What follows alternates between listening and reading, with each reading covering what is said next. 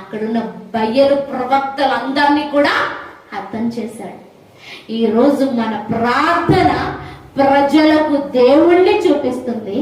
మన ప్రార్థన మనము దేవుని పిల్లలము అని గుర్తింపునిస్తుంది, ఐడెంటిటీని ఇస్తుంది. అంటే బలిపీఠము మీద అగ్నిలాగో ప్రార్థన అనే బలిపీఠాన్ని మనం కట్టినప్పుడు ఆ ప్రార్థన మనకి గుర్తింపునిస్తుంది. అదే ప్రార్థన శత్రువుని హతము చేస్తుంది. ఏం చేస్తుంది? శత్రువుని హతం చేస్తుంది.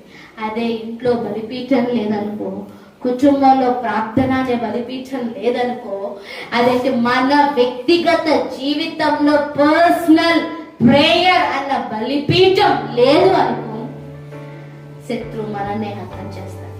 శత్రువు మనల్ని వెటకరించటం మొదలు పెడతాడు. శత్రువు మనల్ని వేలాకోలం చేయటం మొదలు పెడతాడు.